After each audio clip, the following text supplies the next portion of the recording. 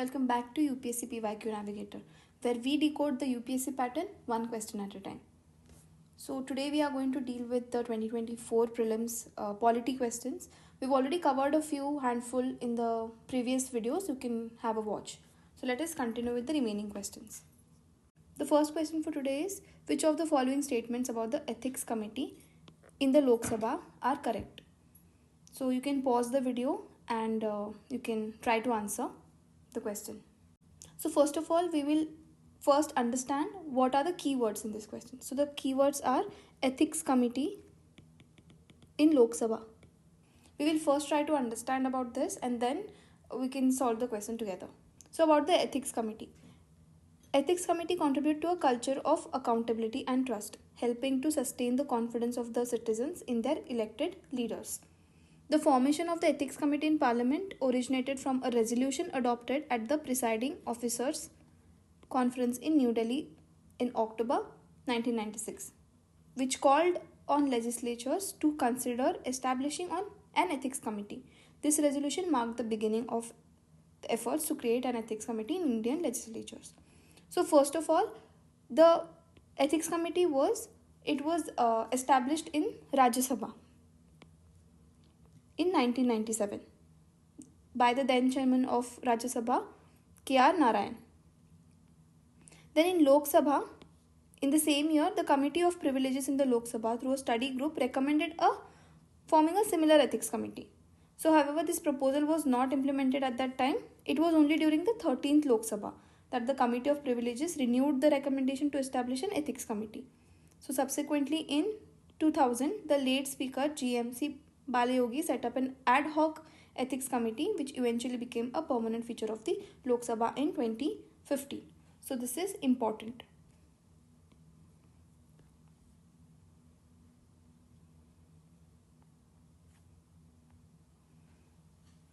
So we will first understand what is the composition of ethics committee in Lok Sabha. So by now you must have understood that there are two separate ethics committee. One is in Lok Sabha and one is in Rajya Sabha.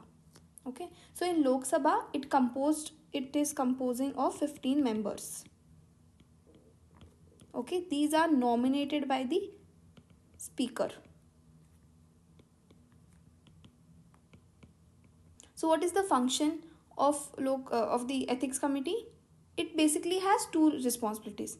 First is examination of complaints and recommendations, and secondly it sets a code of conduct.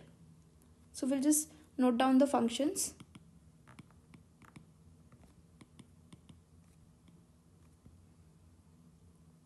So this function basically means that it examines complaints regarding any unethical conduct by a member as referred to it by the speaker, and it provides appropriate recommendations based on its findings. And secondly, it setting code of conduct. So the ethics committee is also responsible for developing and refining a code of conduct for Lok Sabha members, suggesting amendments or additions as necessary to keep the standards relevant and effective. So this is about the Lok Sabha. Then we also have a ethics committee in Rajya Sabha. So like, here we have given the genesis of Lok Sabha and Rajya Sabha both. So go through that. So here also it is the primary function to oversee the moral and ethical conduct of Rajya Sabha members. Basically it does the same function in both the cases. But here in Rajya Sabha, the composition is... Okay. Now let us try to answer the question. So the ethics committee, it was an ad hoc committee. Yes, we saw that. We saw it over here, that it was first set up as an ad hoc committee and then it later got the permanent feature. So this is correct. Okay. Secondly, only a member of the Lok Sabha can make a complaint related to unethical conduct of member of the Lok Sabha. So here it is saying that only an MP can make a complaint. Okay. So this is incorrect. By logic also, if you see that it is incorrect. Okay. Any person can complain against a member through another person through a Lok Sabha MP. So anybody can complain, but the person who is representing, who's telling it in the parliament, should be an MP. Okay, along with the evidence of the alleged misconduct. So there should be evidence for it, and stating that the complaint is not false, frivolous or vexatious. Okay, if somebody else, if a normal person, if any layman is complaining, then you need an affidavit which says that the complaint is not false/frivolous. But if that MP himself is complaining on his own, then such affidavit is not needed. Then third, this committee cannot take up any matter which is sub judice. Now sub judice, basically the literal meaning of sub judice is that under the judge. Okay, suppose a particular case is there which is in the trial or being considered by a judge. So under trial, we can write here, under trial. So something that is already under trial, that thing cannot be taken up by the ethics committee. So this is correct. Okay, so your answer is C. So it is a fair point for you guys now to go through this ethics committee both in Lok Sabha and Rajya Sabha. In Lok Sabha it is asked, so there are high chances that they can ask about the Rajya Sabha. Next question. Who was the provisional president of the Constituent Assembly before Dr. Rajendra Prasad took over? Okay, you can pause the video and try to answer. Okay, so the correct answer for this is Dr. Sachidananda Sinha. So the Constituent Assembly convened its inaugural meeting on December 9th, 1946 in accordance with the French tradition. So something about this we'll just try to answer. Is that according to the French tradition, Dr. Sachidanand Sinha was the eldest member.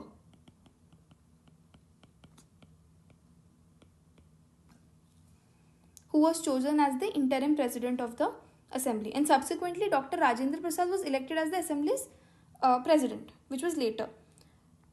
Now for us, what is important is that you just don't have to know the correct answer for this. This is the correct answer, we know it, but we'll do a little bit of understanding for the rest options also. So about about C. Rajagopalachari. About him, the most important point is that C. Rajagopalachari became the only Indian and the last Governor General of India. Only Indian and the last Governor General of India. Okay, so Rajagopalachari was appointed Governor General of India's interim government in June 1948 and served until Jan 1950, till we got the constitution. Okay, so this is very important. He was also awarded the Bharat Ratna and he founded the Swatantra Party. Okay, this is also very important. Swatantra Party in 1959. Okay, now Dr. Babasaheb Ambedkar at least is very important and you need to study. But what is important is that T.T. Krishnamachari.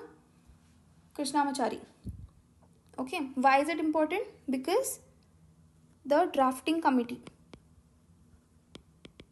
Okay, everybody knows about the drafting committee. The chairman was B.R. Ambedkar.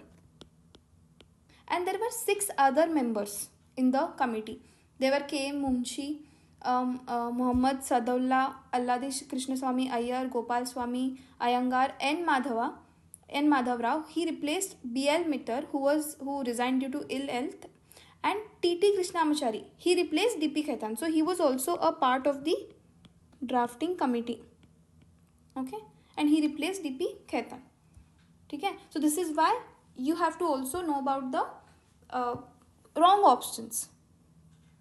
So what else becomes important here is the drafting committee. I hope you read about this too. Okay, now let us move on to the next question. As per Article 368 of the Constitution, the Parliament may amend any provision of the Constitution by way of addition, variation and repeal. Okay, so what is the correct answer? You can pause the video and try to answer.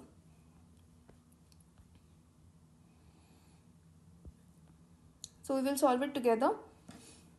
This is the Article 368 in the Constitution. So power of Parliament to amend the Constitution procedure, therefore.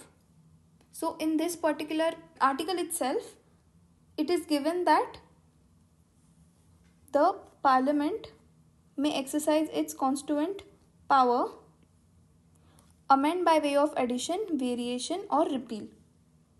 Okay, so what were our options? Addition, variation, repeal. So all of it is correct. Okay, what else is important here, guys, is the different types of majorities. Simple majority, special majority,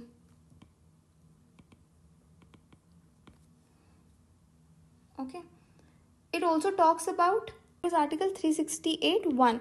The clause 2 talks about wherein you need the ratification of states. Okay, so this is also important. In what all cases do you need?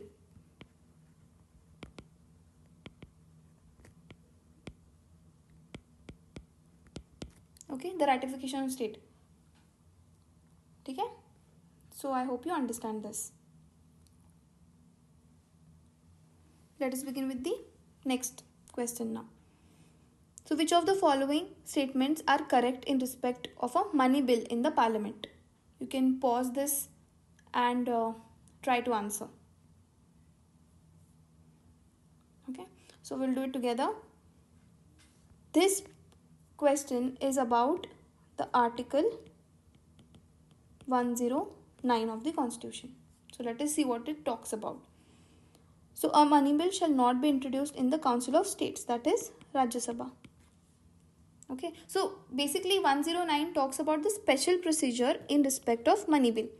So we know that money bill is different from a regular bill. So what makes it such special? So first of all, we saw that it cannot be introduced in Rajya Sabha. After a money bill has been passed by the House of People, it shall be transmitted to the Council of State and for its recommendation and all of that. Okay, so you know that after the Lok Sabha passes it, it goes to the Rajya Sabha. Okay, and for there the Rajya Sabha can make any recommendations within a period of 14 days. So it stays there for 14 days. Before that, I mean, if they are not able to give the recommendations within 14 days, then it stays till there. Okay, and then it goes back to the Lok Sabha. Now the Lok Sabha, it's in their hand whether to accept or reject all or any of their recommendations. Okay, if the people, I mean, if the Lok Sabha accepts that any of the recommendations by the Rajya Sabha, the money bill shall be deemed to have been passed by both houses. Okay, if they don't accept, then yet the money bill shall have been deemed to pass by both houses in the form in which it was passed by the people of house without any amendments. Okay, if money bill was passed by the House of People and transmitted to the Rajya Sabha for its recommendation and it is not returned to the House within the said period of 14 days, again it shall be deemed to have been passed by both the houses. So this is the special procedure. Okay, first of all, the Lok Sabha has a little bit of, not a little bit, kafi upper hand with respect to the money bill. So we see a case wherein it goes to the Rajya Sabha gives some recommendation and the Lok Sabha accepts it. Okay, then it is passed. If the Lok Sabha does not accept it, yet it is passed. If Rajya Sabha takes more than 14 days, okay, to give a particular answer, then again it is deemed to have been passed by both houses. Okay, it is still passed. So this is why the money bill is different. Now let us try to answer. Article 109 mentions special procedure in respect to money bills. Yes. Okay, so this is a correct answer. Now a money bill shall not be introduced in the Council of States. Yes, we saw that over here. So this is also correct. The Rajya Sabha can either approve the bill or suggest change but cannot reject it. Yes, we saw. The amendments to a money bill suggested by the Rajya Sabha have to be accepted by the Lok Sabha. So this is where it is wrong. So the House of the People may either accept or reject. Okay, so this is given in the 109 clause 2. So this is wrong. The correct answer is 1, 2 and 3. Okay. We'll move on to the next question. The North-Eastern Council NEC was established by the North-Eastern Council Act of 1971, subsequent to the amendment of NEC Act in 2002. The council comprises which of the following members? Okay, you can pause this particular video and then try to answer.